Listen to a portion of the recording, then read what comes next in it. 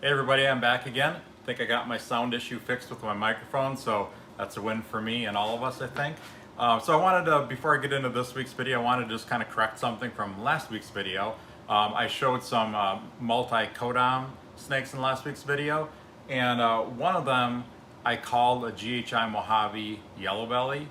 I don't know what I was thinking. Sometimes I just talk before I even think, and I had a hard time with my videos last week. I actually took, I think, 3 takes on it. It just something that just wasn't jiving with me really well for my video last week. So anyway, this is the snake that was in question. So for some reason, I decided to call that a GHI Mojave yellow belly, and it obviously isn't. It's just a GHI yellow belly. So I just wanted to correct that. You know, we all make mistakes, and for me, it's mostly just about having too many different genes rattling around in my brain, and I don't think them through sometimes. But anyway, that's just a regular GHI yellow belly. That'll go into a freeway project at some point here. So anyway, enough with that. So this week I'm going to show my favorite clown holdbacks from 2021. So I think probably all these have been in a video at some point, but just wanted to show them again. Really love clown. You know, I've had clown in my collection since 2003. So I've been working with it for a very, very long time, almost 20 years now, 19 years. So really excited to keep pushing that project forward, getting more recessives into it, as you'll see. Just really an awesome project. You know, if I could just breed one type of ball python, it would probably be clown. Pike would be a close second, but I think clown's my favorite overall. So anyway, let's start taking a look at the... Okay, the first one here is a banana calico yellow belly clown. This is my first female of these that I've hatched out. So all of these are holdbacks.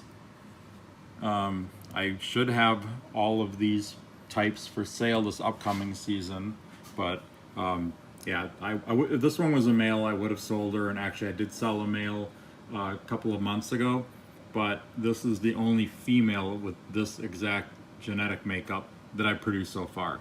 A lot of the calico yellow belly clowns tend to have nice little ringers on them. This one doesn't have a real big one, but you can definitely see there's some white creeping up there. Just a beautiful snake. Now, I have a breeder male of these, and they do lose some contrast as they get older, but still pretty nice looking. And I think that, you know, with the right genes added into this, we can just get that contrast to stand out even more. So that's the next step, is to figure out what else can I put in that to really bring that contrast out as an adult. But just a really nice looking snake. Okay, this next one here is a pastel calico yellow belly Enchi clown. At least that's what I'm pretty sure it is. It may even be a super pastel, but I think it's just a regular pastel. It's definitely Enchi, definitely calico. Almost positive there's yellow belly in that. So this one's a male. I held back a female like this as well. So I'm hoping to breed this. I'll probably breed this as something relatively simple so I can pull out all the different genes and verify what I think this snake actually is. But really nice. I mean, the version of this without Enchi in it is awesome looking as an adult. And the Enchi just cleans up the pattern so much more. It makes it not quite as busy as if it didn't have Enchi in it, but it's yeah, just the pattern on my other one really stands out a lot. I've shown him in numerous videos over the last couple of years. Okay, so that's the second one. I have 10 of them here too, so got a lot of cool stuff to look at yet.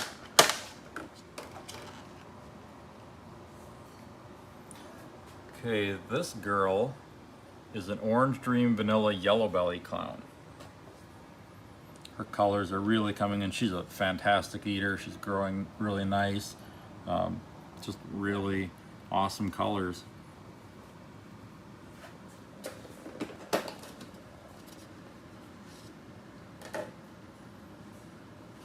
And what I'd like to breed this one to is another Orange Dream Vanilla clown. I've got a male that has everything in this one except for yellow belly, and I'll breed those two together to make the Super Orange Dream Super Vanilla Clowns.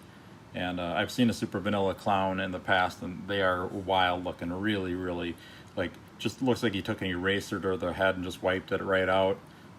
Really cool snakes. So here's another Orange Dream. This is an Orange Dream Fire Enchi Clown, and I think it's a yellow belly. It's really hard to tell when you have Enchi and yellow belly in together because you lose a lot of that side pattern because of the Enchi influence. But there is a little bit along the sides here that makes me think there's yellow belly. And also this color is really intense to just be an Orange Dream Fire Enchi Clown. I have plenty of Orange Dream Fire Clowns that I produced in the past, and they're not nearly as yellow as this one. And I'm assuming some of that's the Enchi, but a lot of it could be the yellow belly in there too. So I'm really excited to be using her a couple of years down the line.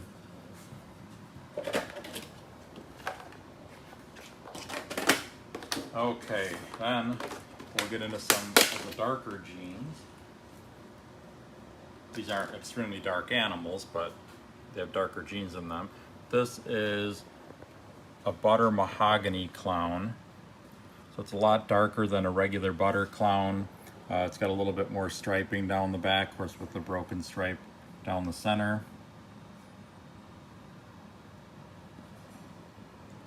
So that should mix in with some other dark genes really well. And then here's another one. This is a Bongo Lesser Clown.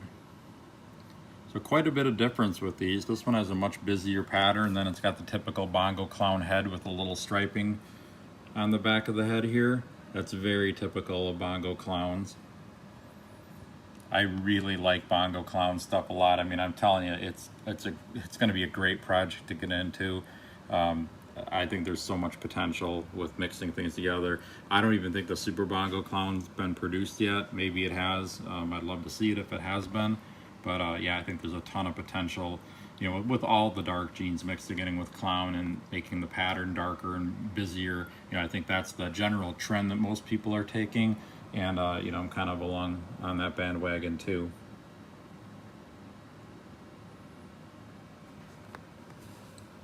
Okay, now let's get into some recessive stuff, or double recessive stuff.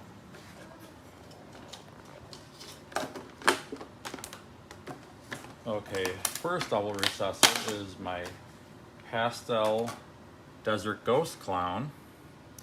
He just hatched a few weeks ago, and honestly, he's been a little bit of a issue with feeding. Not very consistent so far. I'm sure he'll kick in and get going and put on size quickly, and I'll be using him for breeding in the 2023 season. But yeah, so far he's been a little bit frustrating. But he's just going to color up more and more as he gets bigger. He will be fantastic as an adult.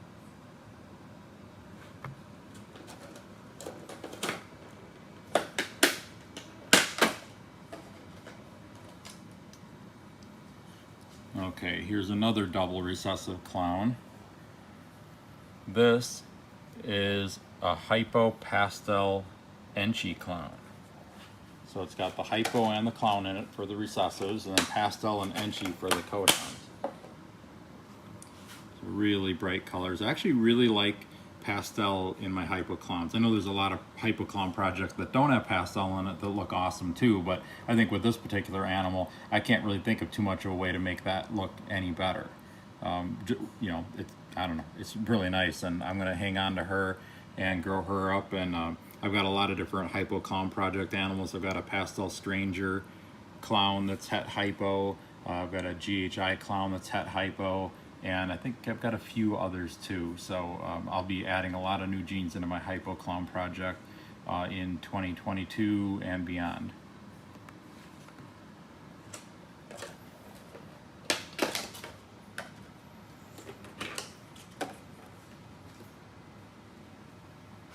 Okay, here's the next one. This is a Banana Genetic Stripe Clown. Genetic stripe clowns, one of my absolute favorite projects. I think I say that about a lot of different things, but this is very true in this case. You know, there's really no way to combine other morphs to make this type of pattern to look like this. It's just really cool. I've got a couple of visual G-stripe clowns breeding this season, so I should be able to produce a lot of different G-stripe clowns and combos of them this upcoming season. Really nice.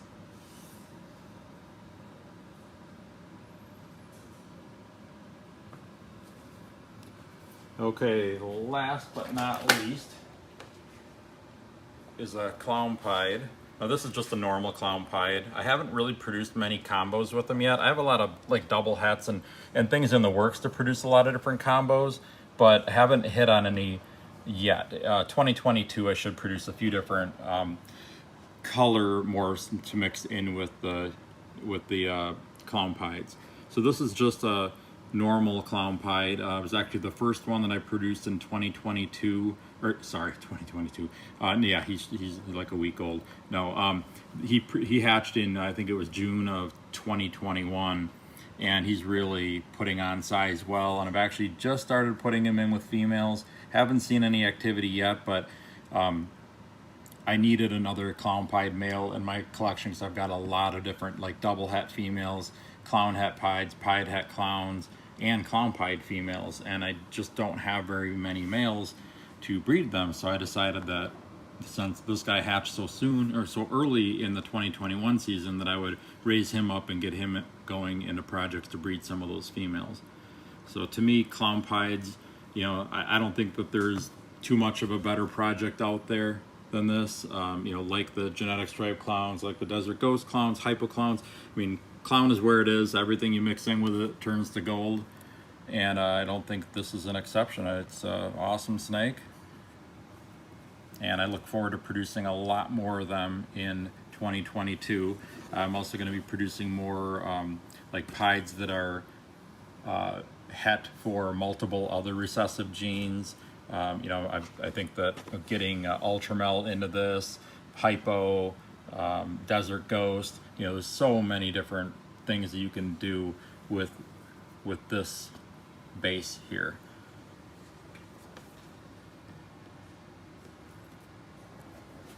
All right, guys, well, that's it for today. I'll try to get back to you again next week to show something else. If you had any suggestions on what you'd like to see, leave a comment below.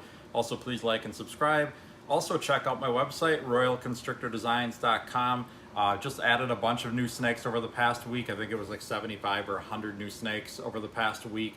And I'm updating weights and getting new pictures of some of the stuff that's been up there for a while. And of course, all that's on Morph Market as well. And last thing I wanted to mention, make sure to support US ARC. We need our rights protected as reptile owners and keepers and breeders. So please help us out and support US ARC. And I will be back again soon with another video for you. Talk to you soon, guys.